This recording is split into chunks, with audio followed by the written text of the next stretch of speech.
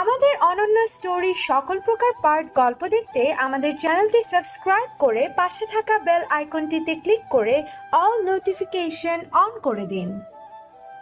রোজা খানিকক্ষণ ইতস্তত করে উঠে দাঁড়ালো। দুই ভাইয়ের মনোযোগ ওদের দিকে নেই।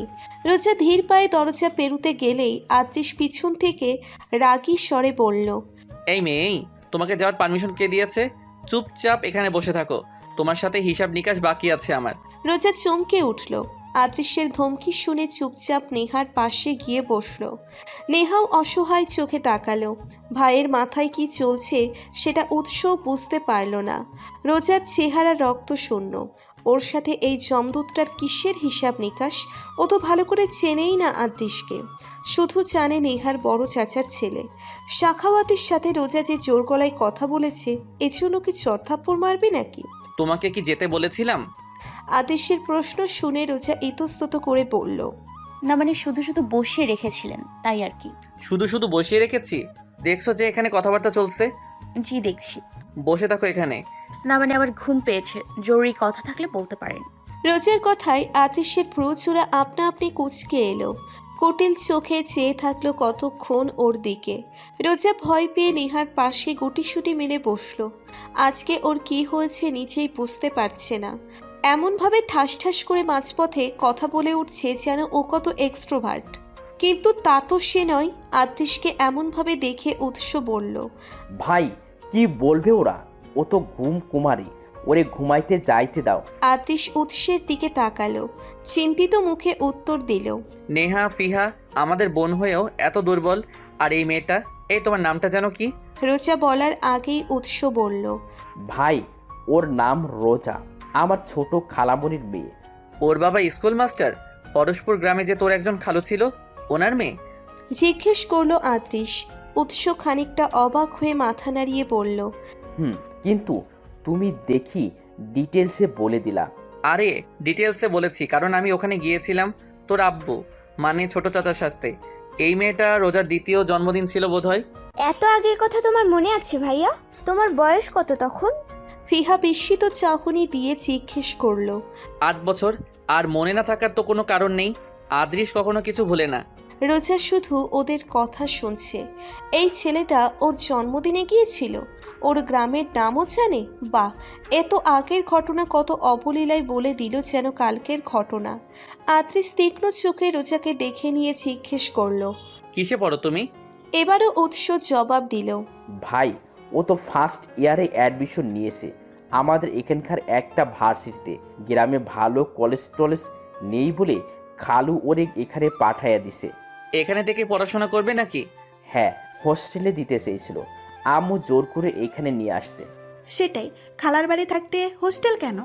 নেহা আনমোনা হয়ে বলল। আদৃশ রোজাকে জিজ্ঞেস করলো, পড়াশোনায় কেমন তুমি, ভালো না খারাপ? রোজা বিরক্ত হলো। ও বলল, জানি না। জানো না? পড়াশোনা করো না তুমি? জি করি। তাহলে বলতে পারছো না কেন? অস্বস্তিতে গাঢ় হয়ে রোজা উত্তর দিল, এমনি বলতে পারছি না। তুমি পড়াশোনায় কেমন সেটা তো তুমিই বলতে পারবে। অন্য কেউ কি তোমার পড়া পড়ে দেয় যে তুমি জানো না? নিজের উপর কনফিডেন্স নেই? রোজা বিড়বিড় করে বলল। আছে তো। তাহলে? রোজা বিরক্ত হলো, বলল, আমি পড়াশোনায় তেমন ভালো নই। আদৃশ কপালে ভাঁজ ফেলে বলল, ভালো না? এই উচ্চ তাহলে একটা গাধা মেয়েকে চাচি আমাদের বাসায় নিয়ে আসছে। ফেলটেল করলে তো মান সম্মান যাবে আমাদের। উৎস ধৈর্যহীন কণ্ঠে বলল, ভাই ওরে যেতে দাও, ও ঘুমাক। তোমার ইন্টারভিউর চাপে পইরা সে চ্যাপটা হইয়া যাইতেছে, পরে আর খুঁজে পাওয়া যাইবে না। আদৃশ প্রশ্নের যথাযথ উত্তর না পেয়ে চোখ গরম করে তাকালো উৎসের দিকে। আমতা আমতা করে বলল, না মানে ভাই, রাত অনেক হয়েছে, সেজন্য বলেছিলাম আর কি। নেহা ফিয়া রোজার তো কাল সকালে এক্সারসাইজ আছে। এক্সারসাইজ? উৎস ফিচেল হেসে বলল, না মানে। Stop this nonsense. আদৃশ নিজের রাগটা চেপে নিল। 3 বোনের দিকে ফিরে পড়ল, বাই দ্য ওয়ে নেহা, তোরা শহরে থেকেও যতটা ভীতু, এই মেয়েটা তা নয়। তোর ওই সো কল্ড হবু বরটার মুখের উপর যেভাবে প্রতিবাদ করেছে তা সত্যি প্রশংসার যোগ্য, কিন্তু আরেকটু স্ট্রং হওয়ার দরকার ছিল। শেষ মুহূর্তে ওই কুত্তার বাজে কথা শুনে যেভাবে চোখের জল নাকের জল এক করছিল সেখানেই আউট। রোজা অবাক, সেই সাথে উৎস আর নেহাও। ওই ঘটনার পুরোটা তো আদৃশকে বলেনি ওরা, আর না তো ও সেখানে ছিল। কিন্তু যেভাবে রোজার অবস্থা বর্ণনা করছে যেন ও সত্যিই সেখানে ছিল আর গভীর পর্যবেক্ষণের সহিত দেখছিল ওদের কাণ্ড কীর্তি। তাহলে কি ফিহাই ডিটেলস বলেছে? কিন্তু কখন? বাড়ি আসার পর থেকে ওরা তো একসাথেই ছিল। নেহা হতভম্ব হয়ে জিজ্ঞেস করলো, এসব তোমায় কে বলেছে ভাইয়া? বলেছে না, লাইভ দেখেছি। তোরা কি আমায় বোকা ভাবিস? নেহা থতমত খেয়ে বলল। না না, আদৃশ রেগে বলল, ফিহার ফোনে দেখেছি লাইভ টেলিকাস্ট। আমার তখন ইচ্ছা করছিল তোর গাল চড়ায় লাল করে দেই। নেহা, এত ন্যাকামি কোথা থেকে শিখেছিস তুই? দিতে পারিস নাই ওই কুত্তার মুখের উপর ঘুষি? নেহার মুখ চুপসে গেল। ফিহা এতটা পাজি ও ভাবতেই পারেনি। তখন তো নিজে কিছু করলোই না, দাঁড়িয়ে দাঁড়িয়ে তামাশা দেখছিল। আবার আদৃশকেও নাকি এসব দেখিয়েছে। কখন করলো এই মেয়েটা এসব? নেহা রাগ নিয়ে ফিহার দিকে তাকিয়ে দেখলো ও মিটিমিটি হাসছে। নিজে ভালো সাজা হচ্ছে এখন, যত সব। আদৃশ ওদেরকে আরও খানিকক্ষণ ধমকা ধমকি করলো। অতপর উৎসের কথাই ওদেরকে ছেড়ে দিল। রোজা এক ছুটে সবার আগে ঘরে চলে গেল। বিছানায় বসে হাঁপ ছাড়তে ছাড়তে বিড়বিড় করলো, পাগল ছাগল কোথাকার, হিসাব নিকাশ তো নয় যেন জমদূত এসছে শেষ নিঃশ্বাসটা বন্ধ করে দেওয়ার জন্য। নেহা রাগান্বিত হয়ে ঘরে এসে ফিহার সাথে ঝগড়া লেগে গেল। ওদের এসবে বিরক্ত হয়ে রোজা বলল, তোমাদের বাসায় থাকবো না আমি আপু। এরকম অদ্ভুত জমদূতের সাথে এক বাড়িতে থাকা অসম্ভব। নেহা অবাক হয়ে বলল। কি বলছিস তুই রোজা? রোজা মিনমিন করে বলল, আমি তোমাদের বাসায় থাকবো না আপু, কালই হোস্টেলে চলে যাব। এই লোকটার সামনে দ্বিতীয়বার পড়তে চাই না। এভাবে কারোর সাথে কেউ কথা বলে? নেহা ওর পাশে বসে কাঁধে হাত রাখলো, শান্ত গলায় বলল, আরে তুই নতুন তো, তাই ভাইয়া এমন করেছে। আমাদের ভাইয়া এতটাও খারাপ নয় যতটা তুই ভাবছিস। এত খিটমিটি কেউ হয়? যেভাবে কথা বলছিল যেন এক্ষুনি থাপ্পড় মেরে দেবে আমাকে। আজব, তোকে কেন থাপ্পড় দিবে? ফিহা বলল, তোমার ভাইয়ের চাহনি দেখলেই মনে হয় গলা টিপে ধরতে। উৎস ভাইয়া তো এমন নয়। ওনাকে কি ছোটবেলায় করলার রস খাইয়ে দিয়েছিল? মধু দেয়নি মুখে? রোজার কথা শুনে ফিহা হেসে বলল, ভাইয়ের সামনে গিয়ে বল না, থাপ্পড় দিয়ে তোর গালের মাংস ফাটিয়ে দেবে। কেন? অবাক হয়ে বলল রোজা। ফিহা হেলে তুলে ড্রেসিং টেবিলের সামনে টুলটাতে গিয়ে বসলো। খোপায় মোড়ানো চুলের ভাঁজ খুলে তাতে চিরুনি বুলাতে বুলাতে ঠোঁট ভিজিয়ে বলল, শোন রোজা, খালুজানকে অনেক রিকোয়েস্ট করে মা রাজি করিয়েছে তোকে নিজের কাছে রাখবে বলে। কখনো তুই এসেছিস আমাদের বাসায়? আসিসনি।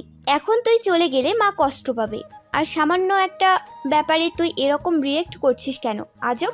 আর একান্তই যদি তোর এখানে থাকতে মন সায় না দেয় তাহলে আমি ভাইয়ার কাছে গিয়ে বলে দেব তুই ওকে কি বাজে বলেছিস। তারপর যখন ধরে দিবে না তখন বুঝবি আদৃশ ভাইয়া কি জিনিস। রোজা ফিহার কথা শুনলো মনোযোগ দিয়ে। ক্ষিপ্ত কণ্ঠে বলে উঠল, আমাকে ব্ল্যাকমেল করছো কেন আপু? ফিহা গা ছাড়া ভাবে উত্তর দিল। মনে কর তাই। রোজা অনেকটা কাঁদো কাঁদো ভঙ্গিতে নেহার দিকে তাকালো, অসহায় গলায় বলল, ফিহা আপু কি বলে দেখেছো? আমাকে জোর করে আটকাতে চাইছে। ফিহার বুদ্ধিমত্তা দেখে মনে মনে প্রশংসা করে নেহা। ওর বোনের মাথায় যে কত রকমের কুটিল বুদ্ধি আছে সেটা দেখে মাঝে মধ্যেও নিজেই অবাক বনে যায়। তবে রোজাকে আটকানোর জন্য যে ট্রিক্স অবলম্বন করেছে সেটা খুবই প্রশংসার যোগ্য। নেহা রোজার কথা না শোনার ভঙ্গিতে বলল, তো কি করবে? তুই যদি আরেকবার প্যান প্যান করিস আমি নিজেই গিয়ে ভাইয়াকে বলে দেব, তারপর দেখিস মজা। রোজা হত বিহ্বল হয়ে বলল। আপু তুমিও? নেহা হাই তুলতে তুলতে বিছানার এক পাশে শুয়ে পড়ল। কাঁথাটা গায়ে জড়িয়ে নিতে নিতে বলল, কথা বাড়াস না, শুয়ে পড়, অনেক রাত হয়েছে। তুমি আমার কথা এড়িয়ে যাচ্ছ নেহা আপু। আমি তোমাদের বাসায় থাকতে চাই না। নেহা কথার পরিপ্রেক্ষিতে কিছুই বলল না, পাশ ফিরে শুয়ে চক্ষু মুদিত করল। ততক্ষণে ফিহা চুল বাঁধা শেষ করে উঠে দাঁড়ালো। বেড সাইডের বাতিটা নিভিয়ে দিতে দিতে খানিকটা রাগ মিশ্রিত কণ্ঠে রোজার উদ্দেশ্যে বলল, তুই এমন কাণ্ড করছিস যেন আদৃশ ভাইয়া বাঘ নয় তো ভাল্লুক। এই তোকে কিছু করেছে? জাস্ট রেগে একটু প্রশ্ন করেছে, তাতেই তুই এসব শুরু করেছিস রোজা? আমাদের তো মাঝে মধ্যে মাথায় চাটি মারে, তবুও তো এমন করি না। যত সব। তুই এখনই যদি ঘুমাতে না যাস আমি সত্যিই ভাইয়ের কাছে উল্টাপাল্টা কথা লাগিয়ে দেব। ভাইয়ের হাতে চর খাইলে বুঝবি সে কি জিনিস। যা ঘুমা বলছি। রোজা মুখ কালো করে বসে রইল। ফিহা আর চোখে দেখল ওকে, যেন কৃষ্ণবর্ণের একরাশি মেঘ রোজার শুভ্র সুন্দর মুখখানি ঘিরে রেখেছে। খোলা জানালার কপাট দিয়ে মৃদুমন্দ হাওয়ার কপালের কাছের ছোট চুলগুলো এদিক সেদিক উড়ছে। ফিহা আড়ালে ঠোঁট চেপে হাসছে। গ্রামে বড় হওয়া তার এই বোনটি যে ভিতর ডিম সেটা ওরা খুব ভালো করেই জানে। তবুও সাখাওয়াতের সাথে যেভাবে কথাবার্তা বলেছে তাতে ওরা বেশ অবাকই হয়েছে বলা যায়। যে মেয়েকে ঠেলে ধাক্কিয়েও কথা বলানো যায় না, সে আজ কিভাবে এত এত কথা বলল সেটা মেমোরিতে রেখে দিতেই নিজের ফোনে ভিডিও করেছিল ফিহা। খালুজান আতৃষের ফোনে পাঠিয়েছিল সে। ফিহা মুচকি হেসে নেহার বিপরীতমুখী হয়ে শুয়ে পড়ল। রোজা গুটিসুটি মেরে ওদের দুই বোনের মধ্যিখানে শুয়ে পড়তেই নেহা ফিহা ওকে দুদিক থেকে চাপটে ধরল। গাঢ় নিঃশ্বাস ফেলতে ফেলতে রোজা মৃদুস্বরে বলল, ফ্রিতে কোলবালিশ পেলে এমনই বুঝি হয়। তোমরা দুই বোন নির্ঘাত আমায় তুলো ভাবছো। বিড়বিড় করে এত কি কথা বলছিস রোজা? ঘুমিয়ে পড় না। রোজা ঘূর্ণায়মান ফ্যানটির দিকে তাকিয়ে থাকতে থাকতে আন মনে বলে উঠল, নেহা আপু, তোমার বিয়েটা যে ভেঙে গেল সেটা কি আমার জন্য? নেহা ফিহা মাথা উঁচিয়ে তাকালো। রাগ মিশ্রিত কণ্ঠে নেহা জবাব দিল, তোকে কে বলেছে? কেউ না। গ্রামে এরকম কাণ্ড হলে বলতো এক বোনের জন্য আরেক বোনের বিয়ে ভেঙেছে। যার জন্য ভেঙেছে সেই মেয়েকে তখন অপয়া অশুভ তকমা লাগিয়ে দেয়া হয়। আচ্ছা, এই ঘটনা যদি গ্রামে ঘটতো তাহলে আমাকেও সবাই এরকম বলতো, তাই না?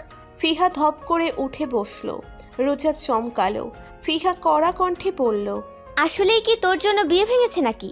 ওই ছেলে নিজেই তো নেহা আপুকে বিয়ে করতে রাজি ছিল না, সেজন্য আপুকে সবার সামনে অপমান করেছে। আরে ও তো একটা ছ্যাঁচড়া অশিক্ষিত লোক। তুই যখন প্রতিবাদ করতে গেলি দেখলি না কেমন অসভ্যতামি করলো। দরকার হলে আমার বোনকে কখনোই বিয়ে দেব না। এর সাথে সংসার করার চেয়ে আইবুড়ো হয়ে জীবন কাটানো অনেক ভালো। না মানে আমি ভাবছিলাম। নেহা বিরক্ত হয়ে ধমকে বলল, এই তুই চুপ করবি? এই লোকটাকে প্রথম থেকেই আমার সুবিধার মনে হচ্ছিল না। তার মা বাবা ছেলেকে নিয়ে যা গুনগান গাইতো সবকিছুই অতিরিক্ত লাগতো আমার। এই যে বলে না ফাঁকা কলসি বাজে বেশি, তেমনই। বিয়েটা ভেঙেছে একদম ঠিক হয়েছে। তাছাড়া দেশে কি ছেলের আকাল পড়েছে যে আমার বিয়ে হবে না? তুই এত ভাবছিস কেন? আর একটা কথাও বলবি না, চুপচাপ ঘুমা রোজা। সকালে নাস্তার টেবিলে নেহার পাশে কাচুমাচু হয়ে বসে খাচ্ছিল রোজা। পরোটার সাথে দেওয়া হয়েছে হাঁসের ডিম, যেটাতে ওর অ্যালার্জি আছে, আর পরোটা ওর মোটেও পছন্দ না। কিন্তু এই কথাটাই সে মুখ ফুটে খালা বা নেহাকে বলতে পারছে না সে, কারণ টেবিলের এক প্রান্তে বসে নাস্তা খাচ্ছে আতৃষ, ওর বাবা উৎস, ফিহা ওদের বাবা। সবাইকে নাস্তা পরিবেশন করছে নেহার মা নিশিতা, আতৃষের মা মিতালি। খেতে খেতে আতৃষ পর্যবেক্ষণ করছিল সবাইকে। যখন দেখল রোজা কিছু খাচ্ছে না, আনমনা হয়ে বসে আছে, তখন ধমকের সুরেই সে জিজ্ঞেস করলো, এই মেয়ে, খাচ্ছ না কেন? কখন থেকে এভাবে বসে আছো? সমস্যা কি? আতৃষের কণ্ঠস্বর পেয়ে সবাই এক পলক ওকে দেখে নিয়ে রোজার দিকে তাকালো। এতগুলো মানুষ ওর দিকে তাকিয়ে আছে ভাবতেই অস্বস্তিতে গাঢ় হয়ে গেল রোজা। তাড়াহুড়ো করে পরোটা ছিঁড়ে মুখে পুরল। সবাই আবার খাওয়ায় মনোযোগ দিল। ওর খাওয়া দেখে নেহা অদ্ভুত চোখে তাকিয়ে রইল। জিজ্ঞেস করলো, ডিম নিলি না যে? শুকনো পরোটা কেউ খায় নাকি? পানি খা, নয়তো গলায় আটকে যাবে। রোজা বিড়বিড় করে বলল, পরোটা খাই না আপু, হাঁসের ডিমে অ্যালার্জি আছে আমার। সবাই খাওয়ায় মনোযোগী। আতৃষ কুটিল চোখে বসে দেখছিল রোজার কাণ্ড কারখানা। ওর মৃদু কণ্ঠে বলা কথাটি অন্যরা না শুনতে পেলেও আতৃষ ঠিকই শুনতে পেল। বিরক্ত চোখে তাকিয়ে রইল রোজার দিকে। জোর গলায় বলল। আবারও সবাই ওদের দিকে তাকালো। আতৃষের বাবা ইনায়েত সাহেব ওকে বললেন, তুমি মাথা ঘামিও না। মিতালি, নিশিতা, যাও তো রোজার জন্য কিছু একটা করে নিয়ে আসো। আমি লক্ষ্য করেছি মেয়েটা অনেকক্ষণ খাবার নিয়ে বসে আছে, খেতে পারছে না। আতৃষ বাবার কথা শুনে পড়ল, এজন্য চুপ করে বসে থাকবে? যেটাই ওর সমস্যা সেটা বলে দিলেই তো হয়। আমাদের বাড়িতে কি খাবার দাবার নেই নাকি? রিডিকিউলাস। রোজা লজ্জিত। আতৃষের কথাগুলো ওর ভালো লাগছে না। আদৃশ্যের মা মিতালি এসে ওকে জিজ্ঞেস করলো। কয়টা স্যান্ডউইচ করে দেই ডিম ছাড়া? ব্যতিব্যস্ত কণ্ঠে রোজা বলল। না না, দরকার নেই। নেহা ধমক দিয়ে বলল। বড় চাচি, ওর কথা শুনো না, স্যান্ডউইচ খাবে ও। নিশিতা কফির মগ এগিয়ে দিল রোজার দিকে, বলল। কফিটা খা, ততক্ষণে স্যান্ডউইচ করে দিচ্ছি। রোজা মাথা নুইয়ে বলল। কফি খাই না, আমি চা খাই। আদৃশ এবার চেঁচিয়ে উঠল। এসব কি শুরু করেছো তুমি? এটা খাবে না, ওটা খাবে না, তো খাবেটা কি? সবাই অবাক হয়ে তাকালো। এনায়েত সাহেব কড়া গলায় বললেন। এসব কি হচ্ছে? তোমাকে খাবে কেন? ও কি খাবে না খাবে সেটা তো তোমার মা চাচি দেখে নিচ্ছে। তুমি নিজের খাবার রেখে এরকম করছো কেন? বাবার কথা শুনে আদৃশ এবার রুক্ষস্বরে বলে উঠল। আমাকে খাবে? ও যা শুরু করেছে তা টলারেট করতে পারছি না আমি। খেতে বসেও শান্তি নেই, কোথাও এতটুকু রিফ্রেশমেন্ট নেই। ইনায়াত সাহেব রেগে গেলেন। মুখখানা থমথমে অবস্থা ধারণ করেছে। একটা মেয়ের সঙ্গে কিভাবে কথা বলতে হয় আদৃশ কি সেটা জানে না? অভদ্রতামির শেষ সীমায় পৌঁছে গেছে ওর কথাবার্তা। যেখানে কারোর কোনো সমস্যা হচ্ছে না, সেখানে আদৃশের এত কিসের সমস্যা হচ্ছে? বাবার সাথে মনোমালিন্য হওয়ার এক পর্যায়ে আধ খাওয়া ব্রেডটা প্লেটে রেখে না খেয়েই উঠে পড়ল আদৃশ। যাওয়ার সময় উৎসকে বলে গেল। ঠিক আছে। ওদিকে রোজা পানসে মুখের সবটা দেখল। আদৃশের কথাবার্তার রাগ মুড কিছুই ও বুঝতে পারল না। মিতালি ওর জন্য স্যান্ডউইচ করে নিয়ে এলো, সাথে কমলার জুস। নিশিতার বানানো গ্রিন টি এর চায়ের কাপটাতে হালকা চুমুক দিতে দিতে রোজা চিহ্বা পরিয়ে ফেলল। তবে অতি সন্তর্পণে ব্যাপারটা এড়িয়ে গেল। পাছে আবার আদৃশ এসে না বলে আমাকেও পরিয়ে ফেলো। দ্রুত খাওয়া শেষ করে ঘরে চলে এলো রোজা। এসেই হাত মুখ ধুয়ে বই নিয়ে বসলো। আদৃশের অদ্ভুত কাণ্ড কীর্তি ভাবতে গিয়ে প্রথমে মনোযোগ বসতে চাইল না বইয়ের পাতায়।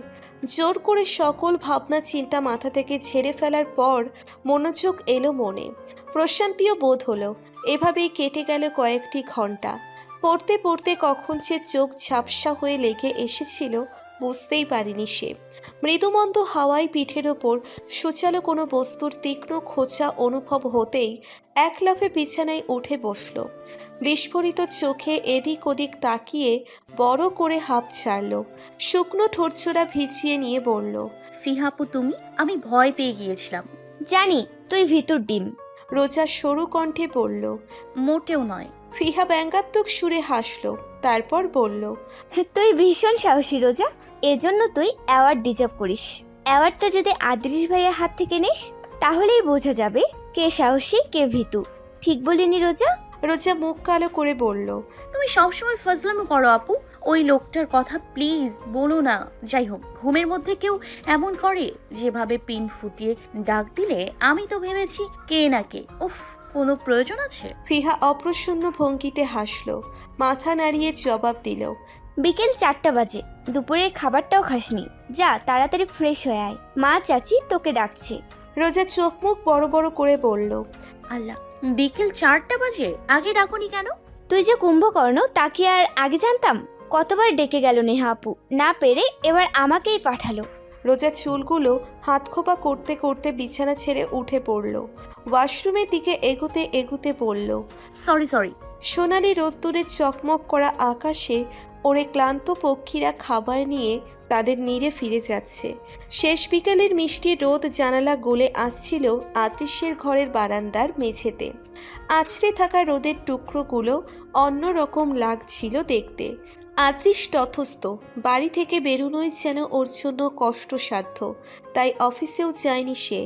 মাথায় সারাক্ষণ চরকির মতো ঘুরপাক খাচ্ছে সরল একটা মুখ, তাতেই আরও অস্থির হয়ে উঠছিল আদৃশ। অসুস্থ মনটা কোনো কাজেই মন বসাতে না পারায় নিজেকে শান্ত করতে ল্যাপটপে প্রয়োজন একটা আর্টিকেল মগ্ন হয়ে দেখার আপ্রাণ চেষ্টা চালাচ্ছিল সে। হঠাৎ নিজের ঘরের দরজার বাইরে গুটুর গুটুর শব্দ শুনতে পেয়ে জিজ্ঞেস করলো। কে? আমি ভাই। উৎসের গলা শুনতে পেয়ে আদৃশ জোরালো কণ্ঠে বলল।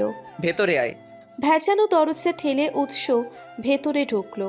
গায়ে তার হাফ হাতা টি শার্ট, পরনে হাফ নেভি ব্লু প্যান্ট, চোখে আলস্য ভাব, আতৃষ পা গুটিয়ে ওকে বসতে বলল। উৎস বিছানার এক পাশ টান টান করে ধপ করে বসে পড়ল। বসেই বিছানায় পড়ে থাকা সাময়িকটি হাত দিয়ে নেড়েচেড়ে দেখল। আতৃষ হেলান দিল বিছানার হেডবোর্ডে। ল্যাপটপের স্ক্রিন নামাতে নামাতে জিজ্ঞেস করল। শাখাওয়াতের আপডেট কি? উৎস শান্ত গলায় বলল। ডেঞ্জারাস লোক, ভাবতেও পারবে না ও কি ট্রিক্স অবলম্বন করে পালিয়ে যেতে চেয়েছিল রাতে। তবে আমার ইন্টেলিজেন্ট ফ্রেন্ডদের কাছে ওসব কিছুই না। ওরা সঠিক সময় ওকে ধরে ফেলেছিল, তারপর বেদম কেলানি দিয়ে সকলে ছেড়ে দিয়েছে। গুড।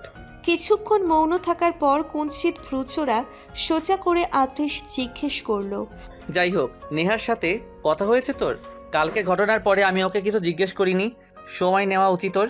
উৎস নির্লিপ্ত কণ্ঠে বলল। আব্বু কথা বলবে, আর টেনশন নিও না, নেহা সবটা সামনে নেবে। ওই সাকওয়াতের সাথে ওর যায় না। ফিয়ার সাথে কথা হয়েছে আমার, নেহা নাকি খুশি হয়েছে বিয়েটা ভেঙে যাওয়ায়। তাও একবার কথা বলবো আমি। হ্যাঁ তাই বলিস, ওর জন্য আরো ভালো কেউ নিশ্চয়ই আসবে। ওসব কিটের কথা বাড়িতে জানো আর না তুলে বাবা চাচাদের জানিয়ে দিস। সম্বন্ধ করার আগে খোঁজ খবর না নিয়েই ওদের যত বাড়াবাড়ি, এখন থেকে ব্যাপারটা মাথায় রাখতে বলবি। নয়তো নেহার বিয়ের কথাই যেন এ বাড়িতে কেউ না তোলে। উৎস সাই জানালো। ঠিক বলেছে ভাই। আর কিছু বলবে? না, বাই দ্য ওয়ে, তুই আর যাসনি অফিসে? অফিস যেতে ভাল লাগে না আমার। কেন? জানি না, আমি এভাবেই ঠিক আছি। তোর বন্ধু বান্ধবদের সবার চাকরি হয়ে গেছে? হ্যাঁ, রেনন বাদে সবারই হয়েছে, ওরটাও হয়ে যাবে মনে হচ্ছে। সবই ঠিকঠাক, জাস্ট কিছু টাকা ঘুষ দিতে হবে। বিরক্ত গলায় কথাটা বলল উৎস। আতৃষ ভ্রু কুচকালো, তারপর বলল। ঘুষ? এত পড়াশোনা করে ঘুষ দিয়ে চাকরি নিতে হবে? উৎস বাঁকা হেসে বলল। বালের ঘুষ দিবে রেনরে। যে বেটা ঘুষের জন্য ওরে চাপ দিচ্ছে, ওর ব্যবস্থা করে ফেলছি।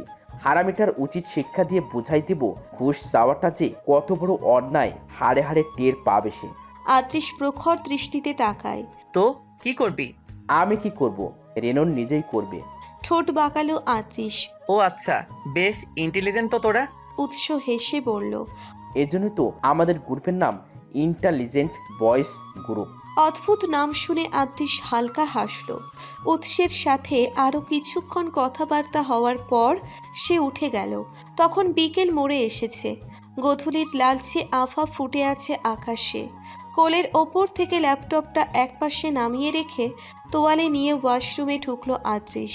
দীর্ঘ সময় নিয়ে গোসল সেরে বেরিয়ে এলো সে। বিছানার ওপর ভো ভো করে ভাইব্রেট হচ্ছে ওর ফোন। কলটা রিসিভ করার আগেই কেটে গেল। খুব বেশি প্রয়োজনীয় নয়, তাই কল ব্যাক করলো না সে। চেঞ্জ করে ড্রয়িং রুমে নেমে এলো। সিঁড়ি দিয়ে নামতে নামতে লক্ষ্য করলো মাঝারি আকারের ড্রয়িং রুমের সোফায় আড্ডা বসিয়েছে নেহা, ফিহা, রোজা। উৎসব আছে ওদের সাথে, আর আছে তাদের ফুফাতো বোন ঈশা। আতৃষ সোজা হয়ে সিঁড়িতে দাঁড়িয়ে দাঁড়িয়ে কুটিল চোখে পর্যবেক্ষণ করছিল ওদের। সবাই হাসি ঠাট্টায় মশগুল থাকলেও রোজা নামের মেয়েটি চুপচাপ একপাশে গালে হাত দিয়ে বসে আছে। পরনের লাল রঙের সালোয়ার কামিজটি বেশ মানিয়েছে ওকে। অর্ধভেজা চুলগুলো চুপসে লেগে আছে গালে গলায়। বেশ স্নিগ্ধ দেখাচ্ছিল রোজাকে। আতৃষ থমকালো। মেয়েটিকে নিয়ে যেন একটু বেশি ভেবে ফেলছে সে। অজানা কারণে অদ্ভুতভাবে কথায় কথায় রিয়্যাক্ট করে ফেলছে। আজ সারাটা দিন ওর মস্তিষ্কের একটা অংশে মেয়েটির মুখের প্রতিচ্ছবিটি জায়গা করে নিয়েছিল, যদিও কাউকে বুঝতে দেয়নি ব্যাপারটা। আগে কখনো এরকম হয়নি তো ওর। এবার কি হলো? বিরক্ত হয়ে গেল আতৃষ। মনকে বলল মেয়েটাকে নিয়ে আর ভাববে না সে। অতঃপর ভাবনা চিন্তার গতিরোধ করে আস্তে করে নিচে নেমে এলো। নতুন কারোর উপস্থিতি টের পেয়ে রোজা আর চোখে তাকালো। আবারও এই খ্যাটখ্যাটে লোকটাকে সামনে দেখে শিরদাঁড়া বেয়ে একটা স্রোত বয়ে গেল। চুপটি করে বসে রইল একদম। আতৃষকে দেখতে পেয়ে বাকিরা সবাই খুশিই হলো। ঈশা উতলা হয়ে জিজ্ঞেস করলো, ভাইয়া কেমন আছো? তুমি এই সময় আজ বাসায়? আমি তো জানতামই না। এই তোমরা কেন বলনি কেন? আতৃষ জবাব দিল, ভালো আছি। ওদেরকে আমি ডিস্টার্ব করতে মানা করেছিলাম। তুমি কখন এলে? এই তো একটু আগে এসেই সবার সাথে আড্ডা দিচ্ছিলাম। ও। ঈশা এবার আবদার জানালো, চলো না একটা গেমস খেলি। না প্লিজ ভাইয়া, এখানে আমরা 6 জন আছি, প্লিজ চলো না। গেম খেলার কথা শুনে চুপসে গেল রোজা। না করতে সে পারবে না এখন। গুনে দেখল আত্রিশ সহ এখানে ওরা 6 জন। ঢোক গিলল রোজা। এই লোকটা ওদের সাথে খেলবে নাকি? না খেললেই ভালো। মুখ ভার করে আত্রিশের কাছ থেকে না উত্তরটি শোনার অপেক্ষায় আছে ও। আত্রিশ রোজাকে দেখল। মেয়েটি কি ওকে ভয় পায় নাকি? মুখখানা যেভাবে করে আছে মনে তো তাই হয়। সে বাঁকা হাসল। কখনো এসব আবদার রাখে না সে, কিন্তু আজ রোজাকে একটু বিব্রত করার উদ্দেশ্যেই যেন আত্রিশ হ্যাঁসূচক উত্তর প্রদান করল। সবাই হৈ হৈ করে উঠল। এত সহজ তোষামোদে যে কাজ হয়ে গিয়েছে ভেবেই পুলকিত হলো ঈশা। নেহা ফিহা উৎস খাতা কলম নিয়ে ছক কাটতে ব্যস্ত হয়ে গেল খেলার উদ্দেশ্যে। আত্রিশ গা ছাড়া ভাবে সোফায় হেলান দিয়ে বসল। মেয়েটি আজ সারা দিন মাথার ভিতর ঘূর্ণিঝড় বইয়েছে। এবার একটু নিস্তার দরকার। মেয়েটিকেও চালাবে সে। রোজার কাছুমাছু মুখখানি দেখে ওর ভীষণ আনন্দ হচ্ছে। এবার কি করবে মেয়ে? সন্ধে নেমে গেছে অনেক আগেই। খাতায় ছক কেটে খেলাটা বেশ জমে উঠেছে। যার যার নামের পাশে তাদের পয়েন্ট বসানো হচ্ছে। সর্বশেষে যোগ করে দেখা হবে মোট পয়েন্ট। তার উপর নির্ধারিত হবে বিজয়ী। সবাই খেলাটা বুঝলেও রোজা কিছুতেই এই অদ্ভুত খেলার আগা মাথা কিছুই বুঝতে পারল না। বাড়িতে আগে কত চোর পুলিশ খেলেছে, কই এমন তো হয়নি। যদিও এই খেলার সাথে ওটার কোনো মিল নেই, তবে এখানে রাজা প্রচার একটা ব্যাপার আছে। উৎস টোকেন চাল দিচ্ছে। সবার সামনে রোজাও গোমরা মুখে বারবার টোকেন ওঠাতে লাগলো। রোজা ছাড়া ওদের বাকি সবারই একবার না একবার রাজা, রানী, মন্ত্রী, সেনাপতি, উজির উঠেছে। সবচেয়ে কম পয়েন্ট প্রজাতে। রোজার বারবার এটাই উঠছে, ফলে ওর দখলে সবার চেয়ে কম পয়েন্ট। মনে মনে ভয়ানক রাগ হচ্ছে আত্রিশের ওপর, কারণ সবার আগে সে টোকেন দখল করে নেয় আর রোজা সবার পরে। এই নিয়ে 9 বার আত্রিশ রোজা হলো, আর একবার উঠলে সে উইনার। খেলার নিয়ম অনুযায়ী যে হারবে তাকে শাস্তি পেতে হবে উইনারের ইচ্ছে অনুযায়ী। সেক্ষেত্রে রোজাকেই পানিশমেন্ট পেতে হবে, আর এটাও কিছুতেই চায় না। লাস্টবার চাল দিল ঈশা। খপ করে আত্রিশ একটা টোকেন তুলে নিল। পানিশমেন্ট থেকে বাঁচার জন্য রোজাও তড়িঘড়ি করে একটা কাগজ তুলল, কিন্তু ফলাফল শূন্য। বরাবরের মতো আত্রিশ রাজা আর সে প্রজা হলো। সবচেয়ে বেশি পয়েন্ট নিয়ে এগিয়ে গেল আত্রিশ, হেরে গেল রোজা। সবাই যখন হৈ হৈ করে খেলা উপভোগ করছিল, রাগে ক্ষোভে রোজার গা জ্বলে যাচ্ছিল। উল্লাসে মেতে ওঠা সবাইকে ওর শত্রু বলে মনে হচ্ছিল। রোজা চোখ নামিয়ে চুপ করে বসে রইল। আত্রিশ সবাইকে চুপ থাকতে বলে রোজার উদ্দেশ্যে বলে উঠল, খেলায় তুমি হেরেছো, আমি জিতেছি। সো এখন আমি যা পানিশমেন্ট দেব তাই মানতে হবে তোমাকে। অনেকক্ষণ মৌন থাকার পর রোজা মাথা তুলল। নিষ্প্রভ কণ্ঠে জিজ্ঞেস করল, কি পানিশমেন্ট? আত্রিশ চিন্তা ভাবনা করলো কি শাস্তি দেওয়া যায়। তেমন কিছু না পেয়ে বলল, আমার খুব পছন্দের একটি খাবার রান্না করে খাওয়াতে হবে তোমাকে। কি রান্না? কাচ্চি বিরিয়ানি। রোজা অসহায় ভঙ্গিতে বলল, আমি বিরিয়ানি রান্না করতে জানি না। সিরিয়াসলি? জি। খেতে পারো? রোজা অপমানিত বোধ করলো আবারও। ঈশা রোজার অবস্থা দেখে হাসছে। রোজার দিকে এক পলক তাকিয়ে আত্রিশ তীক্ষ্ণ কণ্ঠে জিজ্ঞেস করল, এই মেয়ে, আমার দিকে তাকাও। চোখ নামিয়ে বসে আছো কেন? আড়ষ্ট হয়ে রোজা বলল, কই না তো। ঈশা এবার বলে উঠল, এখানে বসে থাকা সবাই স্পষ্ট দেখতে পাচ্ছে, বুঝেছো? তুমি কি ভাইয়াকে ভয় পাও নাকি? রোজা চুপ থাকলো। প্রতি উত্তর দেওয়ার আগেই ঈশা আবার বলল, তুমি এত ভীতু কেন? ভাইয়াকে এত ভয় পাওয়ার তো কিছু হয়নি। আসার পর থেকে তোমাকে লক্ষ্য করছি, তুমি চুপটি করে বসে আছো। ফিহা গলার স্বরটা নামিয়ে বলল, আমাদের রোজা এমনই রে, ভিতর ডিম একটা। রোজা দ্রুত দৃষ্টি ফিরিয়ে নিল ফিহার দিকে। বেশ কিছুটা সময় নিয়ে গলার স্বর নরম করে ফিহাকে বলল, আমি ভীতু না। নেহা ফিহা উৎস এর এক্সপ্রেশন দেখে হেসে ফেলল। ঈশা কণ্ঠে নম্রতা এনে জিজ্ঞেস করল, তুমি বলতে চাইছো তুমি সাহসী? Any proof? ঈশার মজার ছলে বলা কথাটা সবাই ধরতে পারলেও রোজা সিরিয়াসলি নিল। বিড়বিড় করে বলল, নো। উৎস ছাড়া বাকি সবাই আরও এক দফা হেসে ফেলল। আত্রিশ বিরক্ত হয়ে ধমক দিল ওদের। মেয়েদের সব কিছুতেই বাড়াবাড়ি ব্যাপারটা ওর ভালো লাগে না। হাসাহাসির ব্যাপারটা শেষ হতেই আদ্রিস শাস্তি হিসেবে রোজাকে রান্না করে খাওয়ানোর জন্যই বলল। ওদিকে রোজা মুখ গুজে আছে, পারবে না বলে রাজি হচ্ছে না। আবার মুখ ফুটে কিছু বলছেও না দেখে ঈশা বিরক্তই হলো। এক পর্যায়ে বলল, থাক ভাইয়া, ওকে অন্য কিছু দাও। শেষে দেখা যাবে হাত পা পুড়িয়ে কয়লা হয়ে বসে আছে। হাজার হোক, বাড়ির গেস্ট বলে কথা। ঈশার কথা যুক্তিসম্মতই মনে হলো সবার। বিচার বিবেচনা করে অবশেষে মত পরিবর্তন হলো আদ্রিসের। হাত পা পুড়িয়ে ফেলার কথাটা শুনে বুকের ভেতরটা কেমন চমকে উঠেছে। কারণটাও অজানা। হঠাৎ মনে হলো মেয়েটা ওকে অকারণেই ভয় পায়। তখনই ওর মাথায় কুটিল বুদ্ধি এলো, এটা নিয়েই কিছু একটা শাস্তি দিলে মন্দ হবে না। আদ্রিস ধীর কণ্ঠে বলল, সেকেন্ড অ্যান্ড লাস্ট, রাত 12টায় একা ছাদে যেতে হবে। তোমাকে প্রমাণ করতে হবে তুমি সাহসী, ওকে? আর এটা যদি না পারো তাহলে রান্নাটাই করতে হবে। কোনোটাই না করলে এর থেকে ভয়ানক শাস্তি পেতে হবে। আফটার অল আমি বলেছি, কোনো প্রকার কথার নড়চড় হলে তোমায় দেখে নেব। বিরিয়ানি রান্নার চেয়ে নিজেকে সাহসী প্রমাণ করাটাই বেশি সহজ বলে বোধ হলো রোজার। সেজন্য তাড়াতাড়ি করে মাথা নাড়িয়ে বলল, জি জি জি, রাজি, আমি রাজি। আদ্রিস ঠোঁটের কোণে হাসি রেখেই বলে। Very good. এরপর ওদের আড্ডা ভেঙে গেল। যে যার মতো ঘরে চলে গেল। হাত মুখ ধুয়ে সন্ধ্যার নাস্তা করার জন্য মিনিট 20 পর আবারও জমায়েত হলো টিভির আসরে। উৎস, রোজার, নেহা, ফেহা, ঈশা, ওদের মনোযোগ টেলিভিশনে। তখন অফিস থেকে ফিরলেন ইনায়াত সাহেব, ইমতিয়াজ সাহেব। কাপড় চোপড় পাল্টে ফ্রেশ হয়ে ড্রয়িং রুমে এসে জড়ো হলেন দুই ভাই। ওদেরকে বসার জায়গা করে দিল উৎস। নিচে উঠে গিয়ে কার্পেটে পা মুড়িয়ে বসে পড়ল। তারপর ব্যতিব্যস্ত কণ্ঠে বলল,